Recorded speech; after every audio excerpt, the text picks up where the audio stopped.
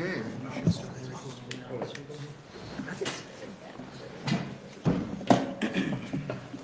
Empty seats up there. Oh, you're right there. I'm here.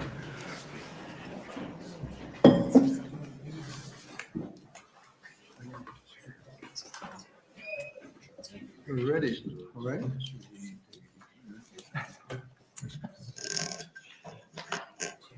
Good morning. Welcome to the Revenue Committee and Appropriations Committee's joint interim hearing. My name is Rob Clements. I serve as chairman of the Appropriations Committee.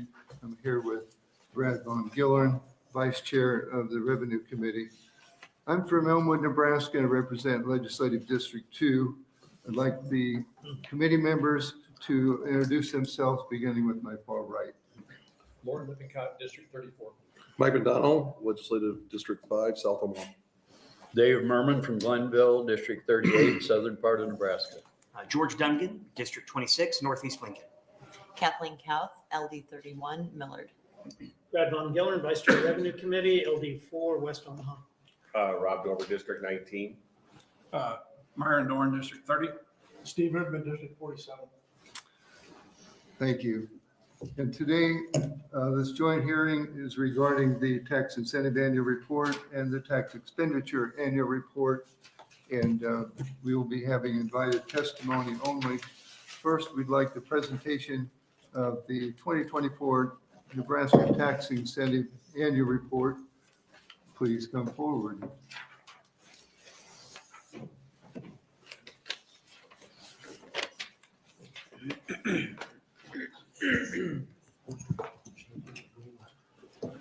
Good morning, Chairman Clements, and honorable members of the Appropriation and Revenue Committees. For the record, my name is James Cam, Jamaskamm, and I serve as Nebraska's Tax Commissioner. We are presenting the Tax Incentive Annual Report here today, our portion from the Department of Revenue. This report provides an updated information for the Nebraska Advantage Act, the Nebraska Advantage Rural Development Act, Nebraska Advantage Microenterprise Tax Credit Act, Nebraska Advantage Research and Development Act, the Employment and Investment Growth Act, and the Invest Nebraska Act, and the Imagine Nebraska Act. So at this point, I'm here representing myself and my colleagues from the Department of Revenue. At this point, I'm going to turn it over to Director Balitz from DED. After that, Mike Walsh, the Tax Policy Manager for the Department of Revenue, will present our report today. So before I turn it over to Director Balitz, does anybody have any questions for me? Any questions from the committee? No. Thank you. Thank you, Chairman.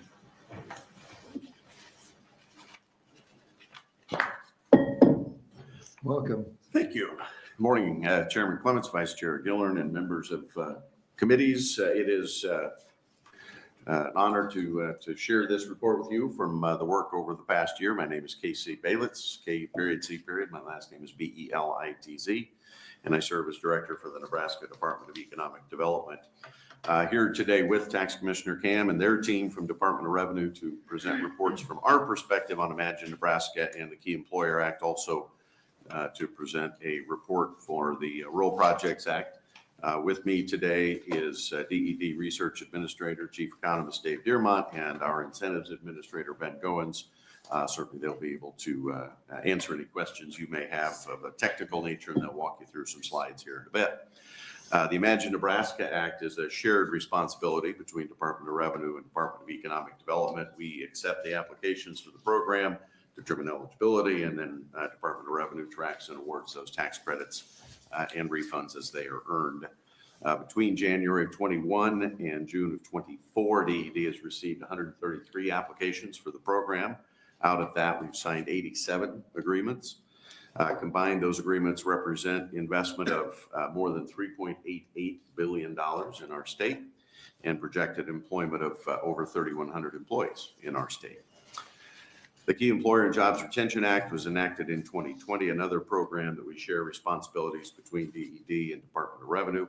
That program provides a wage retention tax credit for employers at risk of moving 1,000 or more employees from the state due to either a change of ownership and or control of the company within the past 24 months.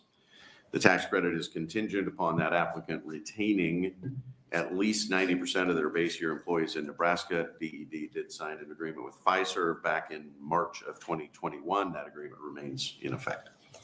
And lastly, applications for the Rural Projects Act opened in January of 2022, closed June 30 of 2023. We received 4 applications on the first day from the North Platte Area Chamber and Development Corp., the Greater Fremont Development Council, the Grand Island Economic Development Corp., and the Gateway Development Corporation in Blair.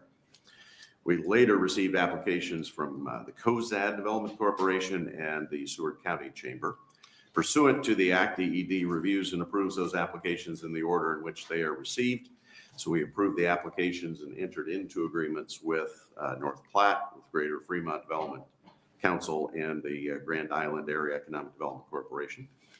An agreement with Gateway, again in Blair, is in progress. Applications from Cozad and Seward are on wait list until we get to them. That would be pending additional funding. A total of $70 million is available for that program, and as of the end of the fiscal year, funds totaling about $14.7 million have been distributed to North Platte and Fremont so far. And those are the highlights of our programs that we're here to report to you about today. We appreciate the time and consideration and working together on these programs, which are creating economic activity throughout the state. So we're grateful to state's lawmakers for making those investments and entrusting those investments to us as well as our partners at Department of Revenue. With that, I think we'll turn it back over unless there are questions specific to me. Otherwise, we'll get to some details here in a bit. Question, Senator Ray. Thanks, Senator Clements. Thanks for coming. You Can bet. highlight some of those projects that the applications have been made for that you just highlighted? Boy, it is truly a wide range of projects across the state. I don't know if there's any specifics that we want to highlight. It's probably, we've got a map that kind of shows. Yeah. It's dispersed across the state. We can show you the geographic distribution in a minute. Yeah. I would say I've been pleased with that distribution, certainly at a high level. We're seeing projects around the state, certainly one of our goals. Further questions, Senator? Yes, thank you again for being here, Mr. Bailiff. The Imagine is in a wind down. Advantage is in a wind down. Advantage is in a wind down. Could you talk, just for the sake of the whole room, the time frame for Imagine and Advantage and how they overlap, how they underlap? And just for clarity in the room and at what point those programs Right. come to an end. Yep. Yeah, Advantage was the prior flagship economic development incentive program, and it is phasing out, and Imagine just getting going. You want to give us the years? 2005. 5, yeah. And then in 2020 was Imagine, and applications for Advantage ended the same day that Imagine started. Could you repeat that? for the Yep. recording? So 2005 is when Advantage began. That lasted through 2020, and then on the day that Imagine started Advantage, we stopped taking applications for it. All right. So under, the documents are provided under the Imagine Act. The program activity says deadline for applications was May 31, 2021, no additional agreements under the act. That's applying to Imagine, the Imagine applications? There's a comment here, program activity, no additional agreements under the act without further authorization from the legislature after May 31. Yeah, I wonder if that's, That is under the key employer. Yeah. You're right. Okay, all right. So just that, it's just Yeah. that aspect of it. Yeah. Okay, got it. Thank you. Appreciate it. That's all the questions I have. Other Thank you. questions? Seeing none? all right, we'll be Thank you for your back. testimony. Next presenter, please.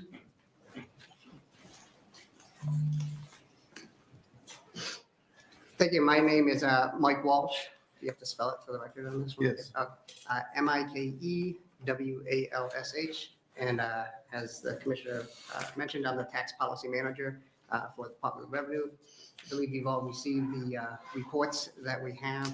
I hope you did. I think we submitted them on time on October 31st. So the slides that we have are kind of based on the information in that report. So we're going to go over a couple of them. If you have some questions, let us know. We also have very other able members of revenue here to assist and for any questions that you have. So, get this one going. Oh, I just have to hit the space one. Oh, okay, cool. All right, so this is just the outline of pretty much even what the report says. There's certain information we can disclose and not disclose, and of course that's up to the laws that you set for each of the programs. So this is just the overview and changes that we've had with expenditures on this act. So we will talk about 312, the Advantage Act, as well as the other Rural Development Act, the Micro Enterprise Act, R&D, and programs that are even older than the Advantage, the 775 program, which is still paying out benefits, and Invest Nebraska 620. So we don't have to go through every single one of these slides, but I believe you guys did receive a copy of them, so you can go back. But again, everything that's in the slides is in the report that you received. 1150, of course, changed a little bit about how we report so we could make the reports make sense in terms of the fiscal year and reporting, which I think helped for budgeting purposes to show how much is going on calendar years, versus fiscal year versus the calendar year. So that's kind of helpful. This is just I guess you can see that the comparison of the total expenditures that we have for the different acts. As you can see, some of them are, obviously Advantage has a large number still, but it's going down because as Commissioner mentioned, applications stopped for Advantage. So we're no longer receiving any, but we do have a number of qualified projects. This graph is very similar to the graph that when we presented it 2 years ago. So that the spike there that you have, that was 2 years ago as well. Presented this, so there wasn't much of a change because as you can tell, the programs are winding down, so we're not having as much of the credits again. And you can see this graph will tell you which of the different types of sales tax. Can we lower the projector so we can see what's on it? Yeah, maybe if I just.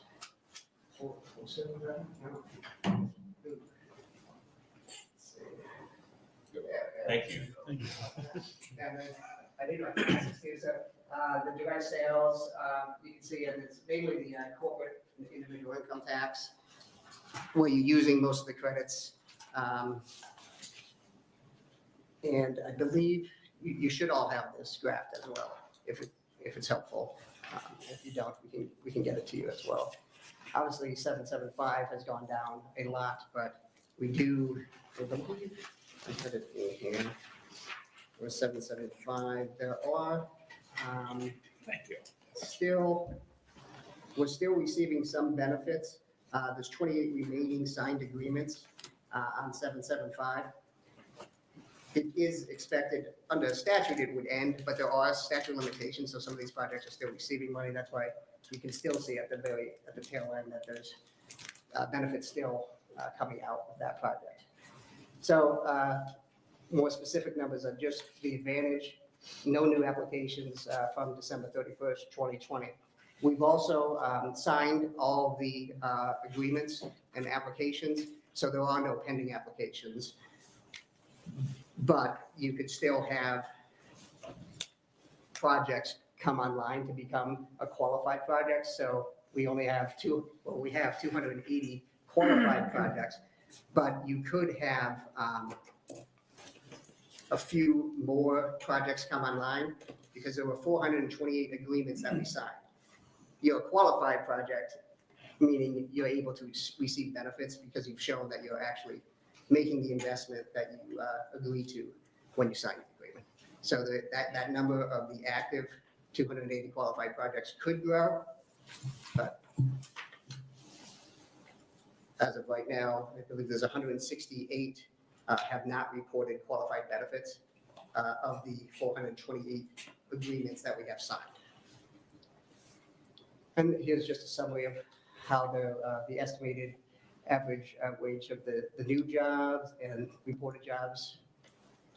Again, all of this is in the report.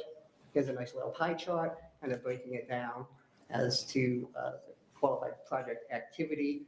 And again, this is of the 280 projects that are actively reporting. We also then break it down by industry, and in some cases, because we have to maintain confidentiality, we have to include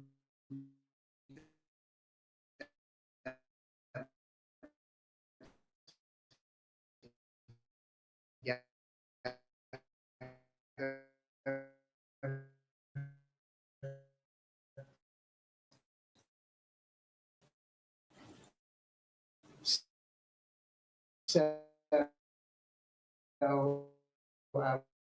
we broke it down for 150 for credits that are actually used. And then that's the same on the next slide. It just breaks it down that these are the non-manufacturing applicants.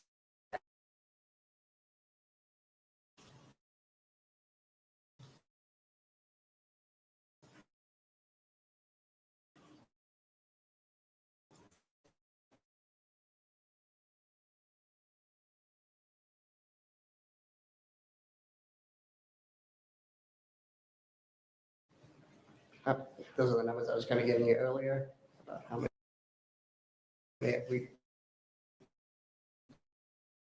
sent the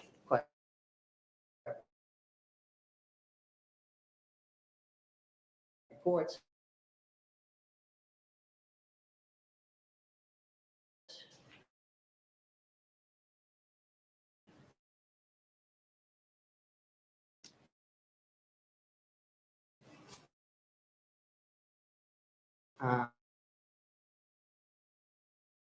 And then we have the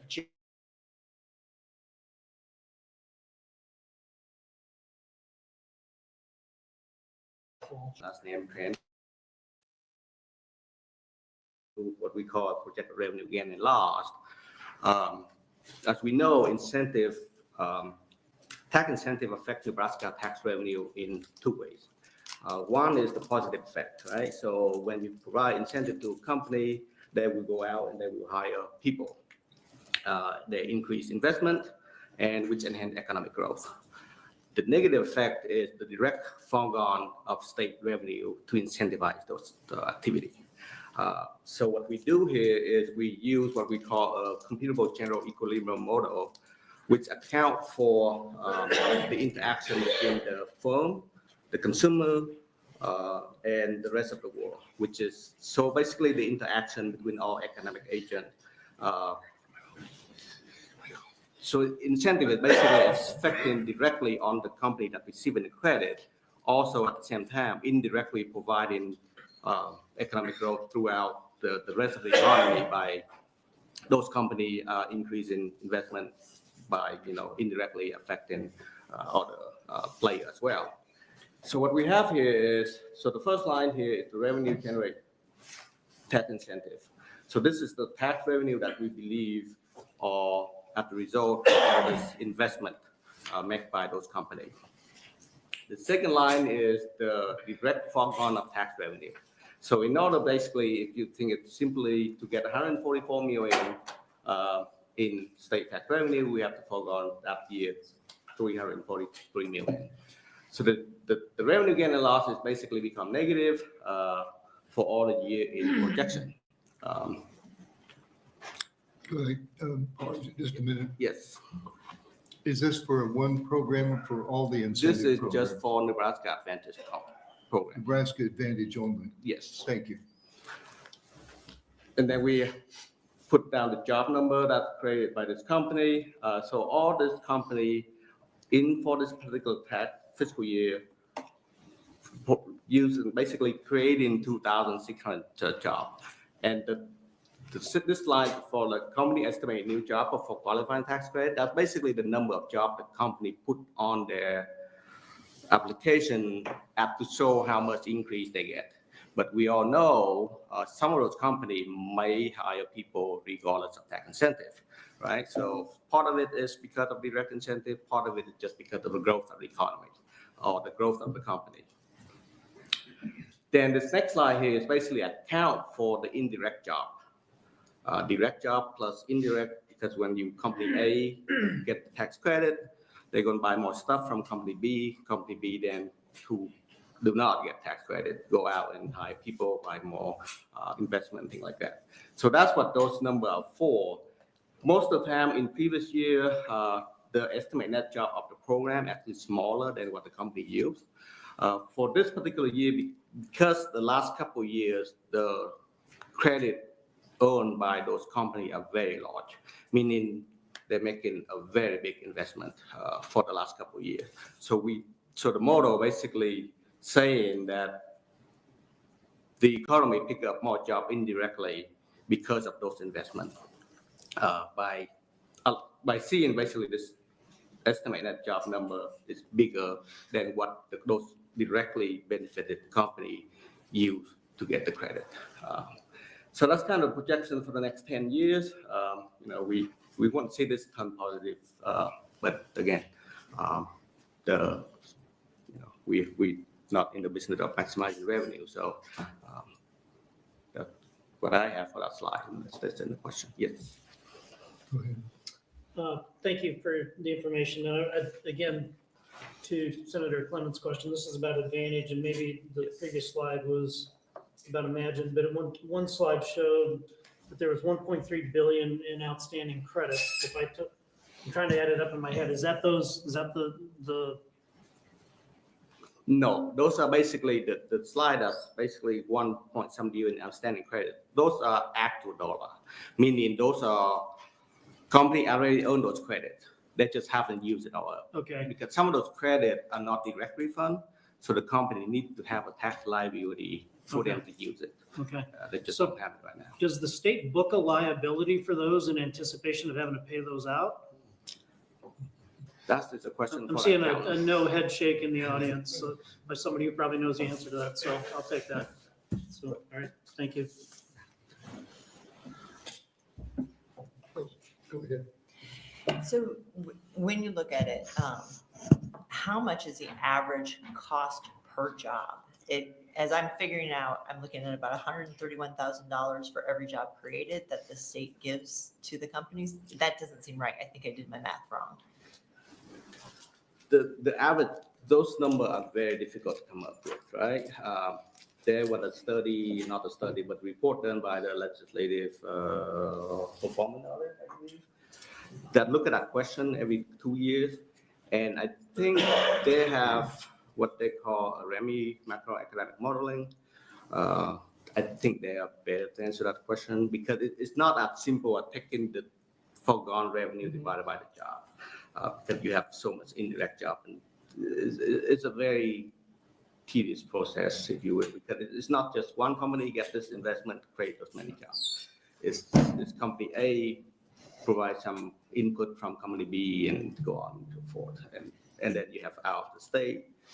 So I think that'd be a good number to know if we're creating jobs that are high paid and going forward. Is this actually worthwhile doing for Nebraska taxpayers?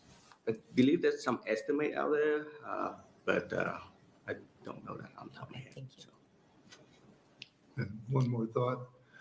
As Nebraska income tax rates are decreasing for corporations, are reflecting that in the revenue loss, that we wouldn't lose as much revenue because the rates are lower? The rates are lower, therefore the tax liability may be lower, but a lot of this company, they can use the credit for a very long time. I think the carryover is like 8 years in some case. So by the time they're done earning the credit, they still have a lot of time to use those credit that they own. So in some case, they will expire, yes. If you go back, that's what the slide before, let me try to find it.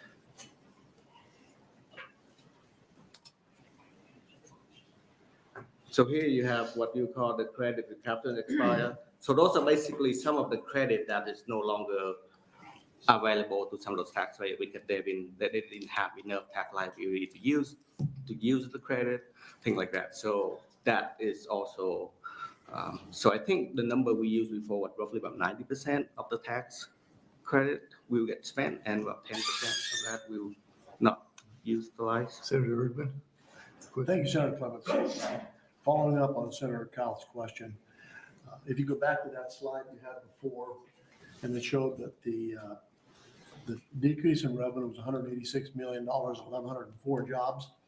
That's 169,000 per job.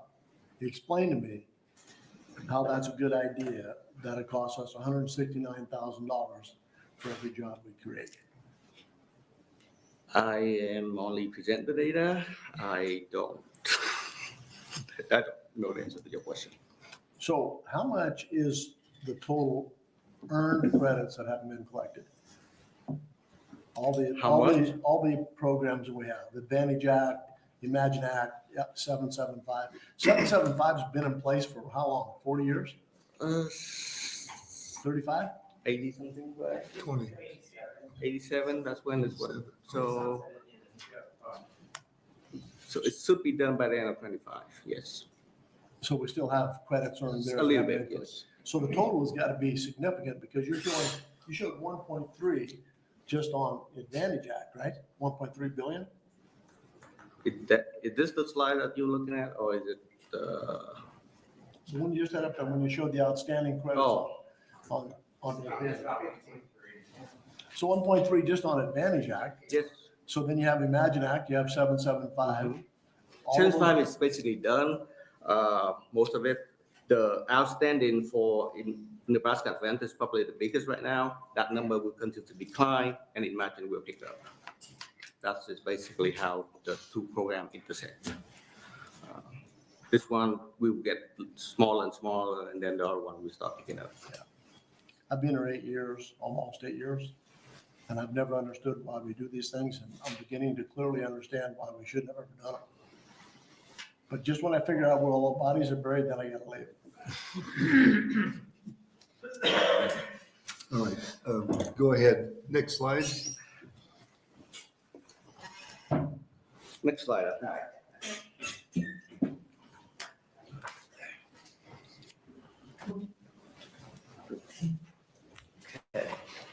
And also, I believe the Legislative Audit Office also does some Would projections. you state your name again, please? Mike Walsh. Thank you. And the Legislative Audit Office does do the Performance Audit Committee does do a couple analysis on the incentive programs as well. And the annual report, Senator Erdman does have here on page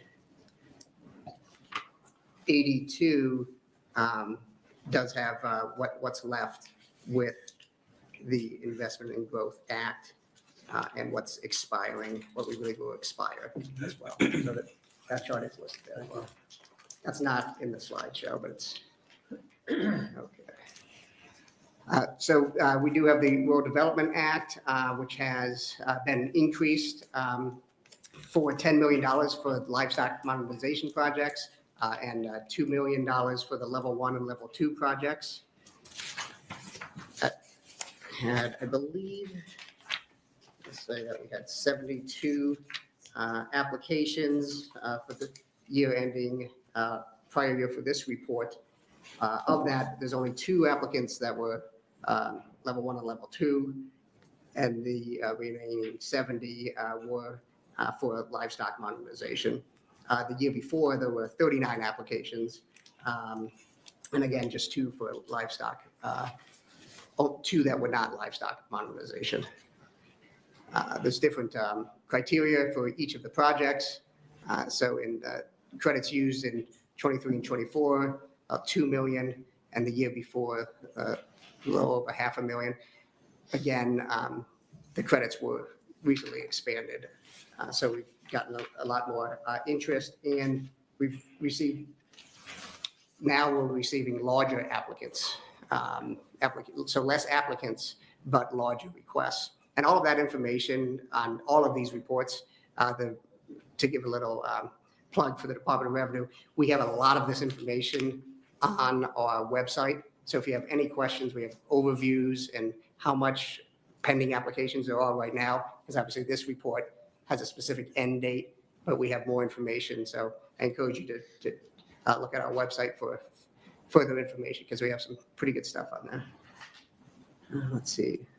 So on the micro and enterprise, this was also expanded a few years ago to increase the lifetime liability to lifetime available credits to 20,000. What we've found on this program, about 67% of the credits that are authorized end up being claimed. And that's, but that's capped at $2 billion a year for that program. Then we have the R&D Act, and again, this pretty much follows the federal R&D credit as well. We have a few numbers on that. Again, so what we were talking about with 775, the older program, there are 28 programs that remain. So the outstanding credits are $45 million, but will they all be used? That depends on what they file for refund claims. Then we have the really older Invest Nebraska Act. Obviously, no new applications because that ended in 2005, replaced by 775, which was replaced by 312, which was replaced by the Imagine Act. But we do have 5 remaining agreements. Unfortunately, because of confidentiality, we can't give out certain information because it would identify who the applicants are. A lot of the applicants now and people who are getting credits with the 312 program, they are listed in the report, but that's because you have different confidentiality rules for each program. Let's see. So if there's any other questions, if not, I'll hand it over to DED. Senator from Gillen. Yeah, just to follow up to Senator Erdman's question earlier, I just want clarity, and I know typically we don't do any dynamic forecasting, but the cost, and I'm not pushing back, it's a great point on how much they cost per job creation, but those are a one-time cost to the state, but there is an ongoing revenue stream back to the state through those jobs created. If a job is created, theoretically, that employee is paying income tax and sales tax and property tax for 5 years, 10 years, 20 years. Do we do any dynamic modeling to that to potentially show the offset for the cost of job creation? Well, the cost per job evaluation, that is the specific report that the Performance Audit Committee does for incentives. So, The slide that I had. Yes. What is basically dynamic. Okay, all right, I'll go back to that slide then. All right, thank you. Senator. So going to page 82, when you talk about micro enterprise, it talks about the cumulative revenue gain or loss. So when you say cumulative, does that mean over the life of this program, how much revenue has been gained or lost? Because it's showing all losses. Page 82 is on The fiscal analysis of the Employment and Investment Growth Act. okay, and but investment- not micro. I'm sorry, I said micro. the wrong Okay, thing. Sorry, Thank you. I was confused there. Okay, so yeah, it's expected that the credits will, 17 million of the credits will expire in 25 and 26 and not be used, but there are some statute of limitations where they can still file credits. Right, but what I'm saying, when you look at it, you've calculated, I mean, to Brad's point, the cumulative revenue gain or loss, how that program has performed in providing the revenue for the state. And from this chart, it shows a revenue loss in 23, 24, and projected for 25, 26. I will hand it over to Dr. Tran. Sorry, Mike. So yes, those incentive company will generate revenue loss. The payout to the credit owned by those company will always be higher than the revenue kicked back into the system in the long run. Tax cut don't pay for themselves. So your statement is that doing the tax credit will always result in a revenue loss. Yes, that is correct. But at the same time, like I said earlier, the state is not in the business of maximizing profit.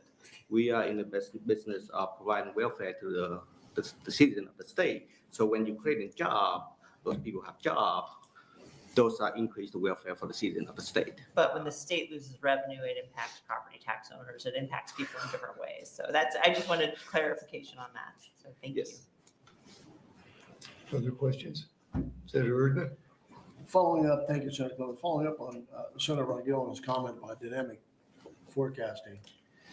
If in fact it cost $169,000 per job,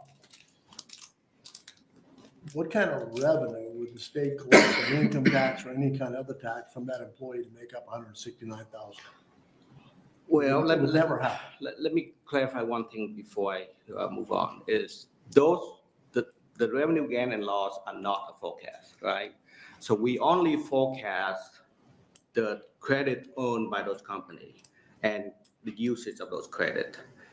Because then we take that forecast, we plug it into what we call the trend model, which is a tax analysis for Nebraska.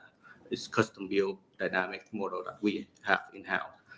We put that in there. So basically what you think about it is the tax credit is nothing more than a lower rate of capital for those particular company, right? So when you have a lower rate of capital, we put that into the model. So the model take the lower rate capital, generate basically how many jobs they will create with this lower capital. It's just like interest rates, right? If you think about interest rate, the higher interest rate, less investment. The lower interest rate, the more investment. That's the same thing with the credit. So the revenue gain and loss is technically not a forecast. It's a simulation by the model given the forecast of the tax revenue, the tax credit of those companies. To answer your question on the, like I say, the tax credit will have some impact on the job created. There's no question about that. But the magnitude of how many jobs they created, that the best we can do is based on the model. And we think for this first time is when we present this table on the back here, we actually see a positive number for.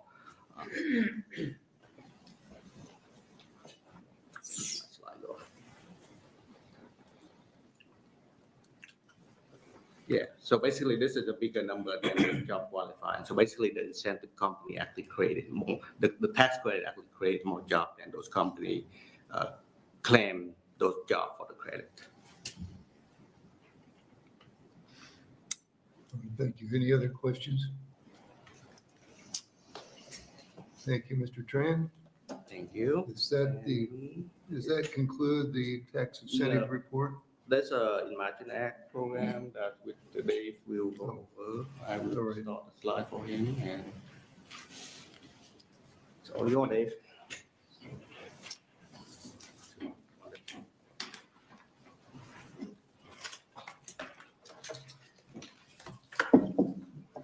Morning, Senator Clemens, members of the Appropriations and Revenue Committees. My name is Dave Dearmont. It's DAVEDEARMONT.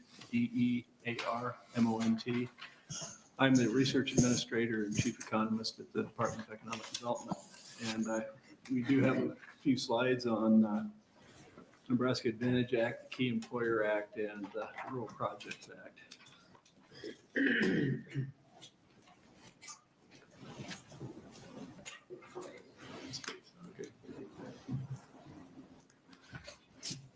So as was mentioned earlier by Director Baylitz, the Imagine Nebraska Act is a joint project between the Nebraska Department of Economic Development and the Department of Revenue. The applications come to DED, they're approved by DED, and if approved, the DED enters into an agreement. So after that, all the tax information is with the Department of Revenue. Here's a map that shows the locations to date that we have around the state. It's fairly well spread out, concentrated in Lincoln and Omaha, obviously where most of the population is, but there are projects around the state that have agreements signed for Imagine.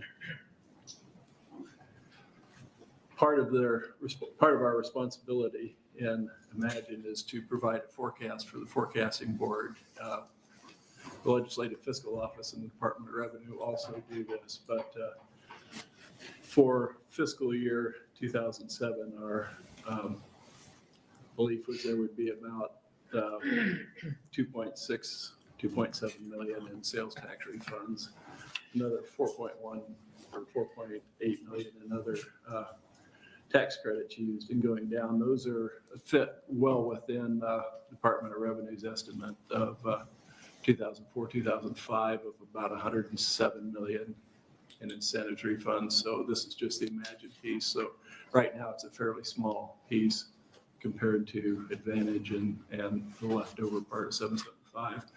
The other thing that's different about Imagine is there was a base appropriation set up in Imagine that we can't go over. If we do believe that we've gotten applications that will go above that base appropriations, we stop taking applications for that year, and until we're back to the point where we're below that appropriation. So it started out 50 million for the first 2 years, and then increased to 100 million, and then 150 million. But it was capped at 450 million before 2025. Beginning in 2026, that new base appropriation will be based upon 3% of the net general fund revenues collected. So working off the forecast that was prepared by the forecast board last February is about 175 million. The October forecast is slightly higher, but that would be that's the cap. If we get to that point where we think we're going to release that much in credits, refunds, we stop taking applications.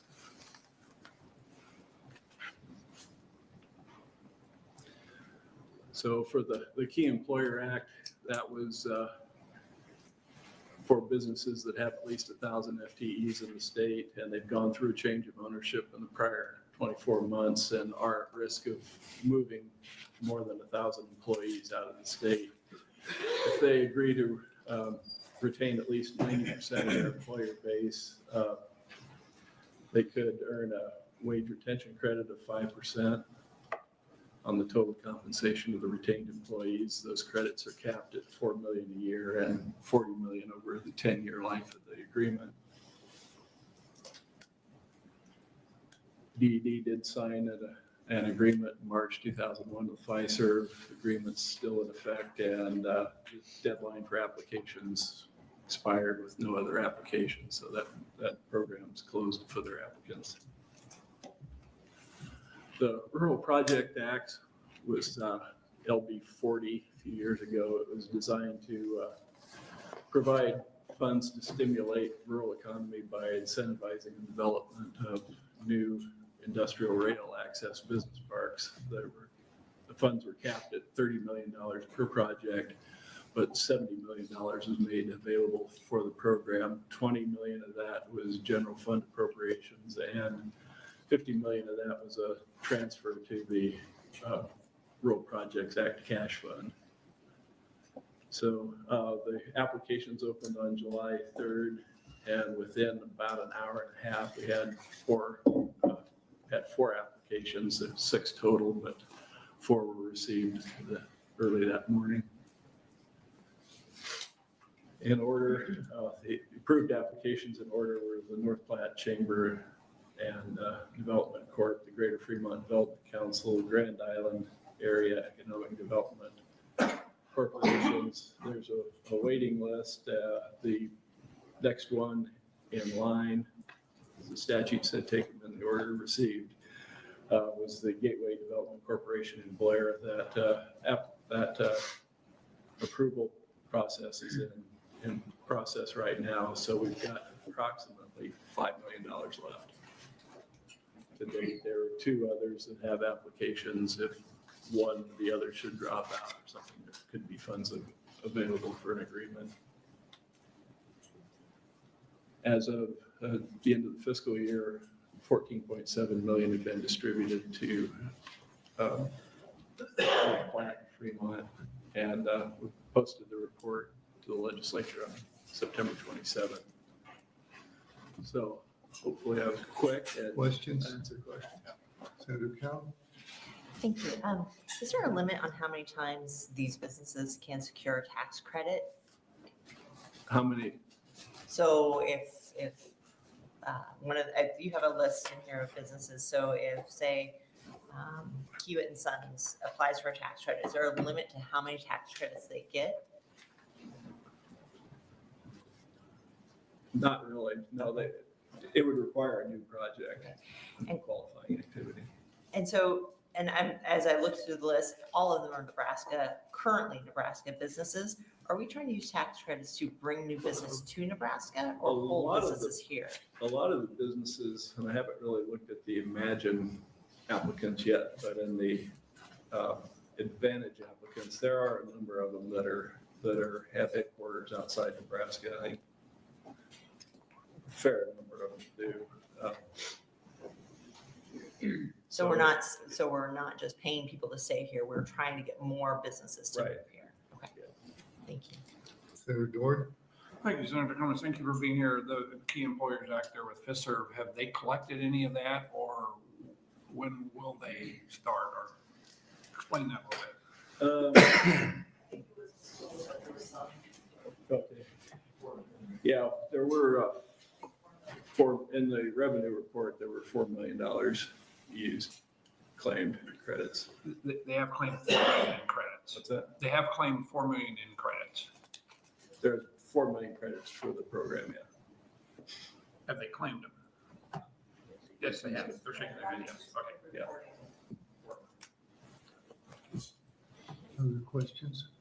A question on the $30 million awards for rural projects. Is that because they have demonstrated they're going to spend it all, or could it be that they don't spend it all and then it could be reallocated? Potentially, it could be reallocated. I believe if they don't spend it all they need, the match requirements are such that if they put $7.5 million into their project, they could receive $30 million in state funds up to. And have the $30 million awardees provided their match? Yes, some of it, some more than others. They're building it out kind of slowly. I think the way the original program was set up, it was $5 million a year going forward, and that was kind of a perhaps a little bit better method for kind of matching the project with their investment. I think the North Platte project is poised to, they could pull the trigger, I think, fairly soon and earn the rest of the $30 million. All right, thank you. I think that's it.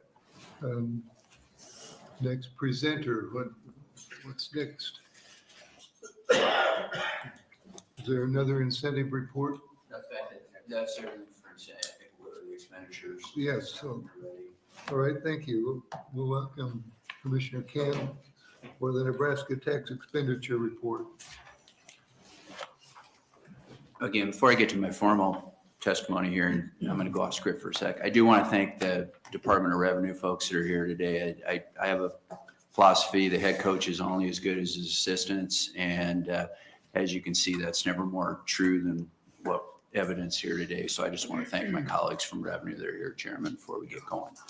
Start the formal process of the testimony now. Good morning, Chairman Clements, Vice Chairman Von Gilleren, honorable members of the Appropriation and Revenue Committees. For the record, my name is James Cam, Jameskamm, and I serve as Nebraska's Tax Commissioner. We're presenting the Tax Expenditure Report here today. Department, pursuant to the Tax Expenditure Reporting Act, has published a 2024 Tax Expenditure Report. Full reports have been published biannually since 1979, and that switched to even number years in 1992.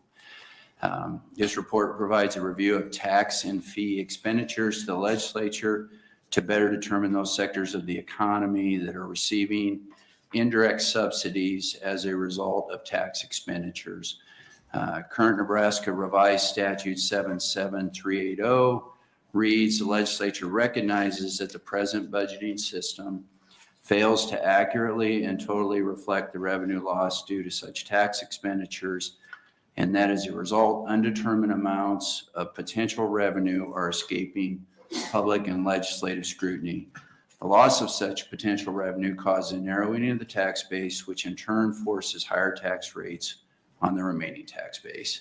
A tax expenditure is defined as a revenue reduction that occurs in the tax base of the state or a political subdivision because of an exemption, a deduction, an exclusion, a tax deferral, credit, or preferential rate introduced into the tax structure. So at this point, I'm going to turn it over to Dr. Wafu Tran, our Revenue Economist Manager for the department. He'll present the report today.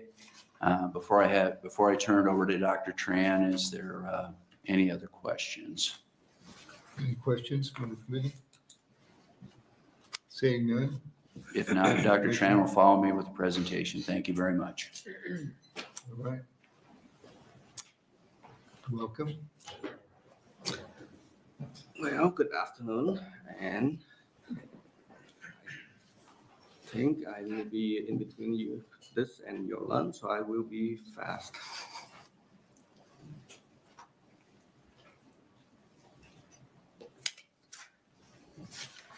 So this, my name is Wafu Tran, H-O-A-P-S-U, last name Tran, T-R-A-N, and I am to present the tax expense report.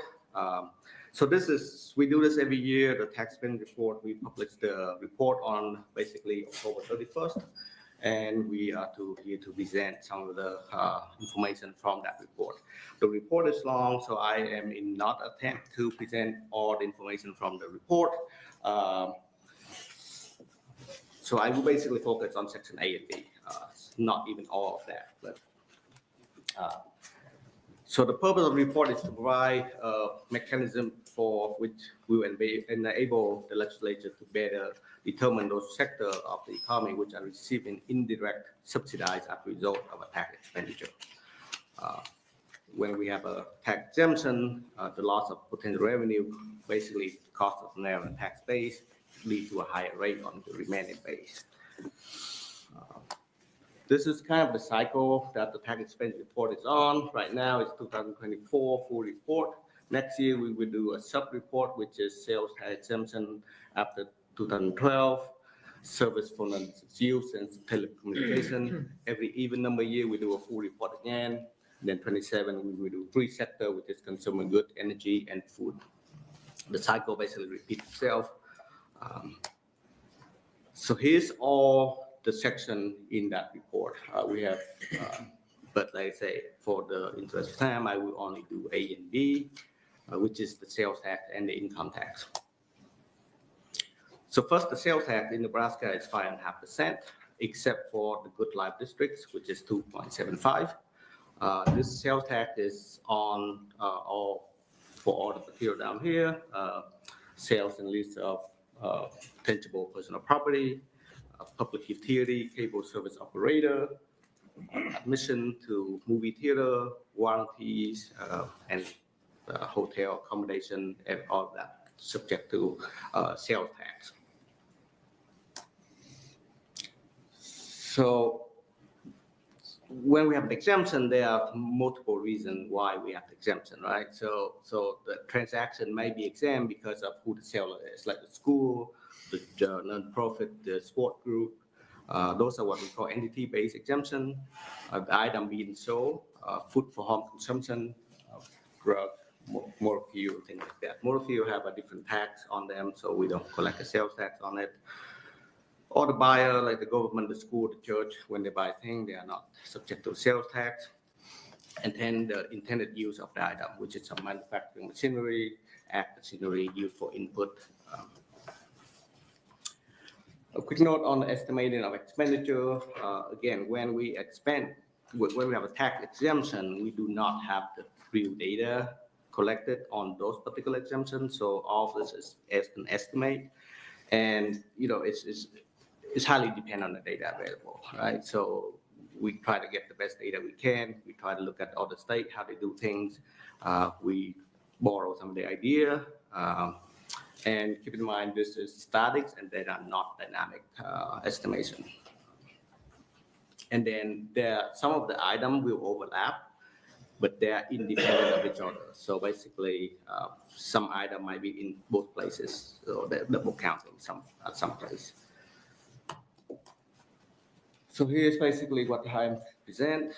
Selected agricultural exemption. We have agricultural machinery and equipment. We estimate that to be 110 million. Agricultural chemical, we estimate that to be 159. Seed sold to commercial producer for agricultural purposes, 74 million. And water for irrigation and manufacturing, 19 million. Again, all this in the report. I just picked some of the bigger number and show it to you guys. And then you get animal for human consumption, $1 billion, grain, animal feed, 266 million. Some selected. Could we stop Yes. there? Senator Erdman, you have a question Can you about back that? up a slide? Yes. When you talk about that water at the bottom there, explain that. So the water used for irrigation, if they provide more than 10% use. So who pays it? Who pays the tax on the water?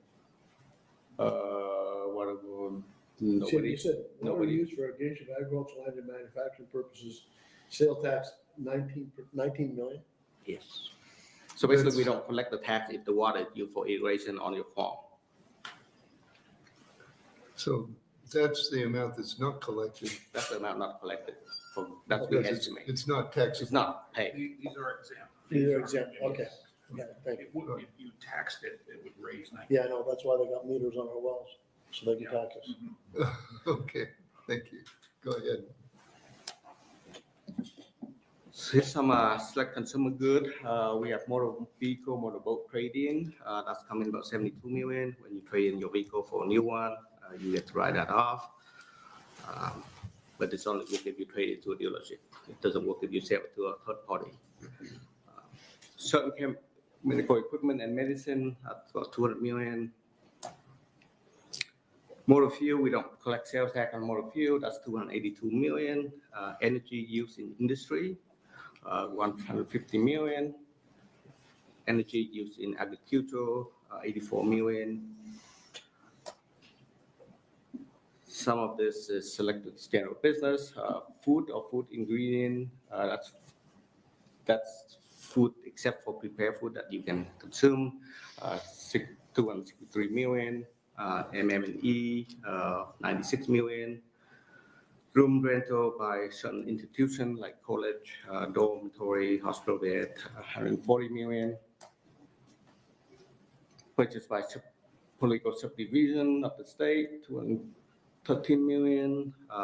Purchase by church, non-profit, and medical facility, 251 million.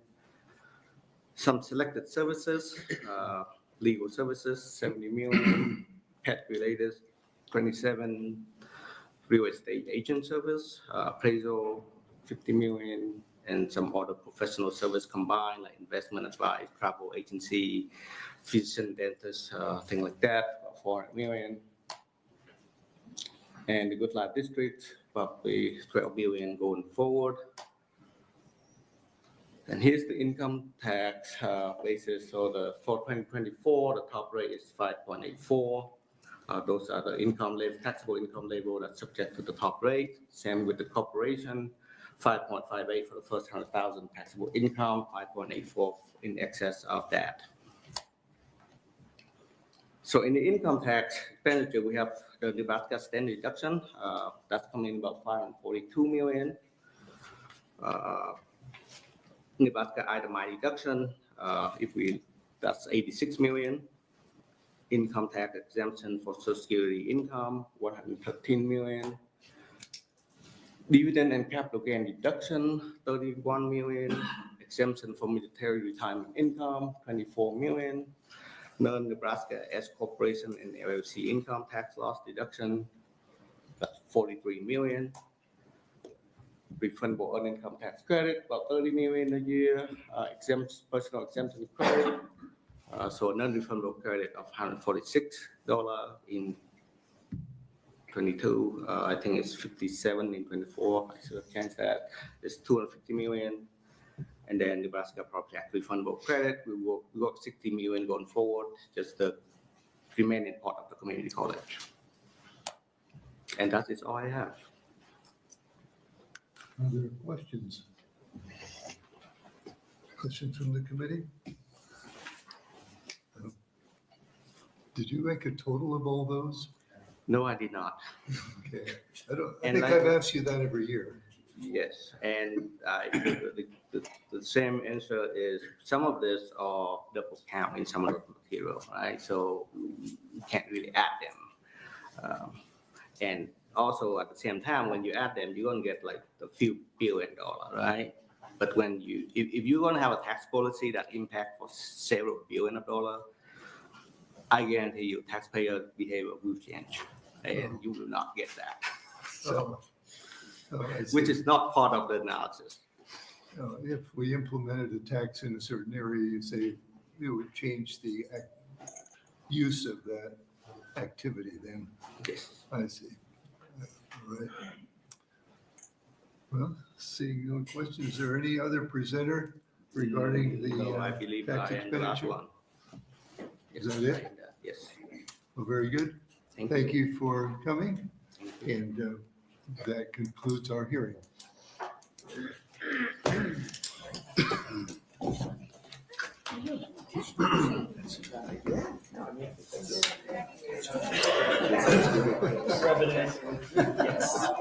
Well, I think it's.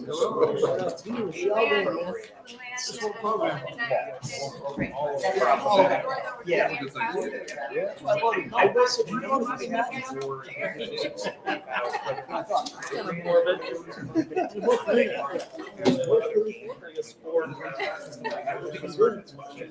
think that's what